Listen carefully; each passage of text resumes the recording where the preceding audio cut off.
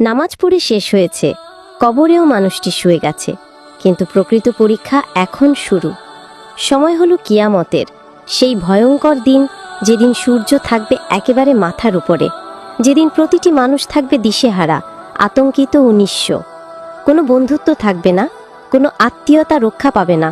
মা তার সন্তানকে ভুলে যাবে, ভাই ভাইয়ের বিপক্ষে সাক্ষ্য দেবে, স্ত্রী স্বামীর থেকে মুখ ফিরিয়ে নেবে। প্রত্যেকেই ব্যস্ত থাকবে একটাই বিষয়, আমি বাঁচব কিভাবে। এই দিনের সবচেয়ে কঠিন ও ভয়াবহ মুহূর্ত হল সিরাতের সেতু পার হওয়া। এই সেতুটি সূচের চেয়েও সরু এবং তলোয়ারের চেয়েও ধারালো। নিচে জ্বলছে জাহান্নামের আগুন।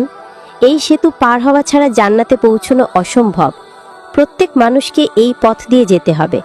কেউ যাবে হাওয়ার মতো, কেউ বিজলির মতো, কেউ দৌড়ে, কেউ হামাগুড়ি দিয়ে, আর কেউ পড়ে যাবে সেই আগুনে।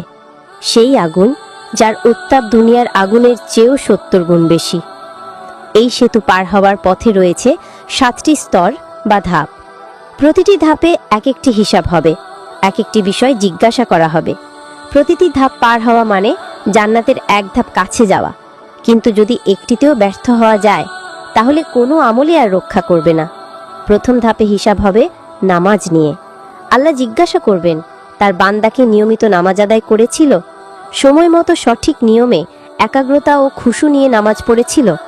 নামাজ হচ্ছে দ্বীনের স্তম্ভ, এটি ছাড়া কোনো ইবাদত টিকবে না। অনেকেই আছে যারা জীবনে অসংখ্য ভালো কাজ করেছে, কিন্তু নামাজের প্রতি ছিল গাফেল।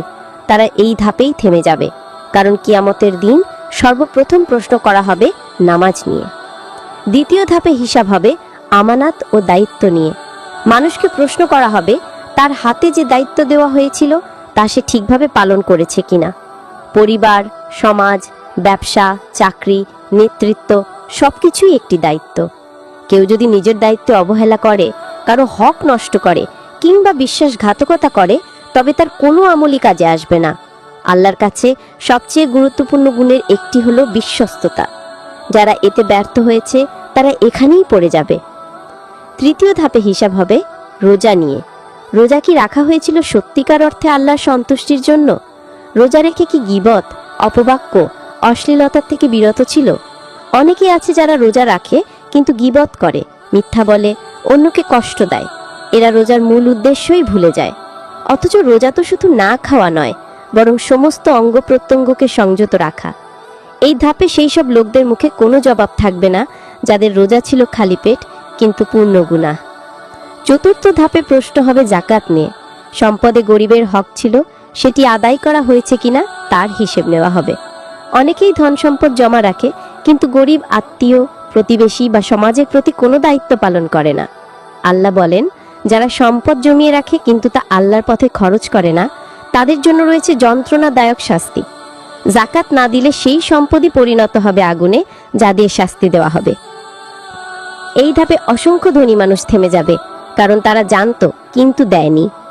পঞ্চম ধাপে হিসাব হবে হজ নিয়ে। যারা সামর্থ্য থাকা সত্ত্বেও হজ করেনি কিংবা হজ করে গিয়েও নিজের জীবনে কোনো পরিবর্তন আনেনি, তারা এখানেই থেমে যাবে। হজ শুধু একটি সফর নয়, এটি আত্মশুদ্ধির যাত্রা। হজে গিয়ে যে রিয়া, ছবি তোলা, দুনিয়াদারির মধ্যে ব্যস্ত থাকে, তার হজ শুধু বাহ্যিক হয়, অন্তরের হয় না। এই ধাপে সেই সব লোকরা আটকে যাবে যারা হজকে ইবাদত নয়, একটি সামাজিক মর্যাদা হিসেবে নিয়েছে। ষষ্ঠ ধাপে আসবে গোপন পাপের হিসাব। আল্লাহ বলবেন, বান্দা, দুনিয়ার মানুষ তোকে ভালো জানতো, কিন্তু আমি জানতাম তোর আসল চেহারা। তুই রাতের অন্ধকারে একা ঘরে নিজের মোবাইলে বা মনোভাবনায় যে পাপ করেছিস, সেগুলো আজ আমি প্রকাশ করব। তখন মানুষ নিজের মুখে হাত দিয়ে বলবে, হায়, যদি আমি এগুলো না করতাম। কিন্তু তখন আর সুযোগ থাকবে না।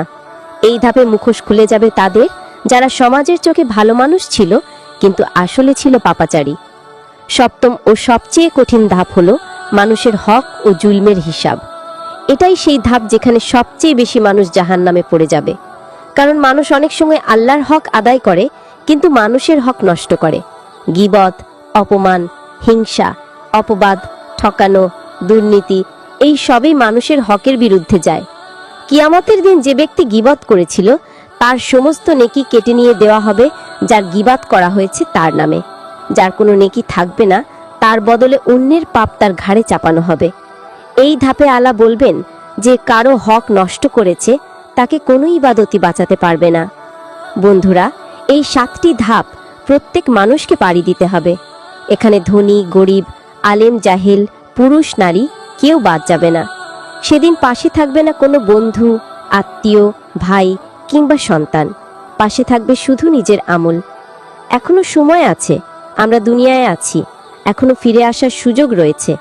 এখনই ঠিক করে নেওয়ার সময় নামাজ, জাকাত, রোজা, হজ এবং মানুষের হক। স্মরণ রেখো, সিরাতের সেতু অন্ধকার, নিচে আগুন, আর একমাত্র আলোর দিশা হলো নেক আমল, খাঁটি তওবা ও আল্লাহর ভয়। আল্লাহ আমাদের সবাইকে এই 7টি ধাপে সফলতার সাথে উত্তীর্ণ হওয়ার তৌফিক দান করুন। আমিন।